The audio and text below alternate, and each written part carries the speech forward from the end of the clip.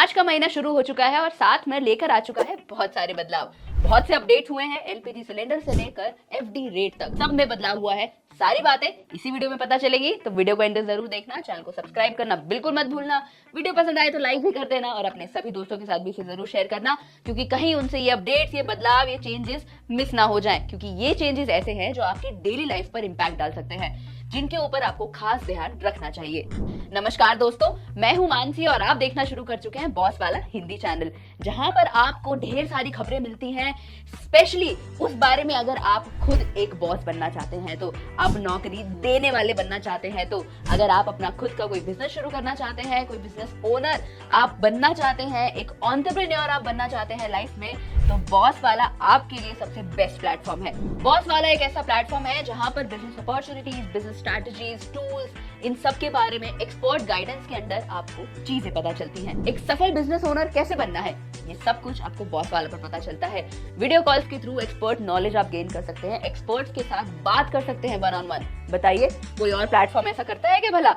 तो आपको सिर्फ बॉस वाला को डाउनलोड करना है। इसकी ऐप आपको मिल जाएगी और ऐप का लिंक आपको मेरे चैनल प्रोफाइल और डिस्क्रिप्शन दोनों पर ही मिल जाएगा। चलिए अब वीडियो की ओर वापस बढ़ते हैं। तो हम बात कर रहे थे कि ऐसे कौन से बदलाव हुए हैं जो आपकी और मेरी जैसे आम आदमी की जेब पर असर डाल सकता है। तो चलिए शुरुआत करते हैं रसोई से। बात करते हैं एलपीजी सिलेंडर की। एलपीजी सिलेंडर के जो प्राइसेस हैं, उनमें हर महीने की शुरुआत में उनमें बदलाव होता है। अब मार्च कुछ नया महीना है नहीं, तो मार्च में जो बदलाव हुआ है कि अब ऑयल मार्केटिंग कंपनीज ने हाइक कर दिया है 6 रुपए से सिलेंडर का प्राइस। अब 19 किलो का एलपीजी सिलेंडर आपको 1803 रुपए का मिलेगा। ये नई दिल्ली का प्राइस मैंने आपको बताया है।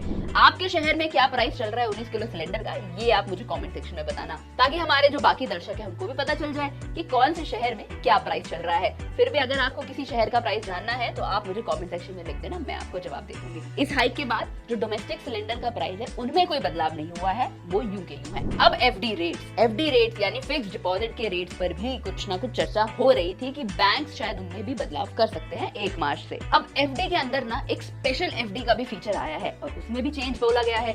अब ये तो आप सबको पता है कि आरबीआई ने रेपो रेट को 25 बेसिस पॉइंट से कम कर दिया था, लेकिन अब इसी के साथ साथ जो स्पेशल एफडीज निकाली थी बैंक्स ने, उनके ऊपर भी बदलाव हो गया है। कुछ बैंक्स ऐसे थे जो स्पेशल एफडी रन कर रहे थे अपने बैंक्स में, जो जिनके ऊपर जो आपको रेट ऑफ इंटरेस्ट मिलता था ना, वो ज्यादा मिलता था कंपैरेटिव टू आपने अगर कहीं और या किसी और बैंक में एक नॉर्मल एफडी, रेगुलर एफडी करवाई हुई है तो। लेकिन क्योंकि अब रेपो रेट कम हो गया है, तो बैंक्स ने वैसे ही जो अपने इंटरेस्ट हैं उनको कम कर दिया है। तो अब ये जो स्पेशल एफडी स्कीम्स चल रही थी, ये अब एक्सटेंड नहीं की जाएंगी। फिलहाल जो 31 मार्च 2025 तक स्पेशल एफडी ऑफर कर रहे हैं, उन बैंक्स में नाम शामिल है एसबीआई का, इंडियन बैंक का और आईडीबीआई बैंक का। अब आती है आधार कार्ड की बारी। आधार कार्ड के ऊपर यूएएन नंबर को लिंक करने की जो डेट है उसको एक्सटेंड कर दिया गया है 15 मार्च तक। अब बैंक्स का इस केस में ये कहना है कि ये सारी जो एक्सटेंशन है, यानी जो 15 मार्च तक की एक्सटेंशन दी गई है, वो इसलिए दी गई है ताकि जितने भी बैंक अकाउंट होल्डर्स हैं वो एडवांटेज ले पाए अपना रिटायरमेंट बॉडीज बाय ईएलआई स्कीम। अगले बदलाव की ओर बढ़ते हैं। लेकिन क्या आप आईटीआर भरते हैं? क्योंकि ये बदलाव उससे रिलेटेड है। तो अब सरकार का कहना है कि जितने भी इंडिविजुअल्स हैं, अगर उनको अपने आईटीआर में कुछ भी अपडेट करना है, यानी उन्होंने जो पिछले साल की आईटीआर भरी थी उसमें कोई भी दिक्कत हो गई थी, कोई मिस्टेक हो गई थी और उन्हें वो ठीक करना है, तो उसके लिए अब 31 मार्च 2025 जो है वो एक डेट दे दी गई है। यहाँ पर टैक्स पेयर को मैं एक बात बता दूं कि अगर उन्हें कोई भी अपडेटेड आईटीआर फाइल करनी है तो वो end of the assessment year के बाद 2 साल बाद भी कर सकते हैं। ऐसे में टैक्स पेयर्स को या इन्वेस्टर्स को इस बात का खास ख्याल रखना चाहिए कि वो अपने फाइनेंशियल चेंजेस पर नजर रखें, जिससे वो फ्यूचर में अपना फाइनेंशियल डिसीजन जो होगा टैक्स से रिलेटेड या फिर किसी भी आईटीआर से रिलेटेड जो होगा, उनको लेने में वो चीज आसानी हो वहां पर। इससे मुझे एक और चीज याद आती है कि अगर आपको सीखना है अपनी टैक्स प्लानिंग के बारे में, तो आप बॉस वाला ऐप पर जाकर सीख सकते हैं। वहां पर आपको ऐसी कोर्सेज मिल जाएंगे जो आपको सारी जानकारी देते हैं कि आप कैसे कैसे अपना टैक्स प्लान कर सकते हैं, कौन सा रिजीम आपके लिए बेटर रहेगा, कहाँ पर आप कैसे डिडक्शंस ले सकते हैं, किस सेक्शन में आपको क्या डिडक्शंस मिलेंगी, ये सारी जानकारी आपको सिर्फ और सिर्फ बॉस वाला ऐप पर मिलेगी। डाउनलोड करने का लिंक मैंने आपको बता दिया, चैनल प्रोफाइल और डिस्क्रिप्शन पर मिल जाएगा। चलिए अब म्यूचुअल फंड्स और डीमैट अकाउंट की बात कर लेती हूँ। पहले तो ये बता दूं कि अगर आप इन्वेस्टमेंट नहीं करते हैं तो जितना जल्दी हो सके उतना जल्दी इन्वेस्टमेंट करना शुरू कर दीजिए।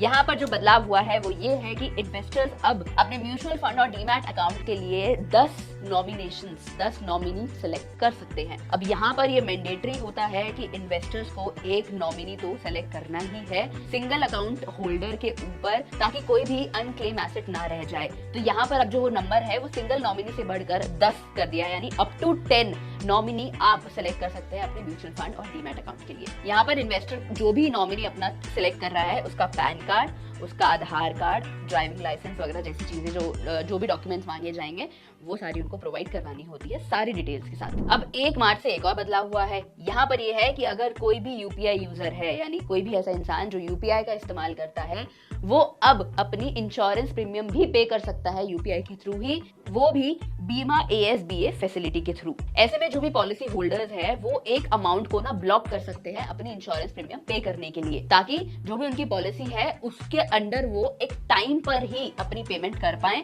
डिले ना हो जाए पेमेंट में। वही होता है ना कि हमने एक अमाउंट पहले से निकाल के बचा के रख लिया है, तो यूपीआई के थ्रू आप वो सारी चीजें कर सकते हो। और इन केस अगर आपका वो पेमेंट जो है वो रिजेक्ट हो जाती है तो उसमें भी आपको टेंशन लेने की जरूरत नहीं होगी, जो भी अमाउंट आपने ब्लॉक करके रखा है वो अनब्लॉक हो जाएगा। तो ये तो बढ़िया ही बात है। तो दोस्तों ये थे वो बदलाव जो 1 मार्च से लागू हो चुके हैं और आपके फाइनेंसेस, आपकी जेब पर, आपकी डेली लाइफ पर इम्पैक्ट डाल सकते हैं। तो चलिए मैं उम्मीद करती हूँ सारी जानकारी आपको समझ में आई होगी। कमेंट सेक्शन आपके सजेशन फीडबैक्स के लिए ही खुला है, तो जल्दी से अपने सारे डाउट, सजेशन, फीडबैक्स मुझे कमेंट सेक्शन में छोड़ देना। मैं मानसी मिलती हूँ आपसे अगली वीडियो में। बॉस वाला, बी द बॉस।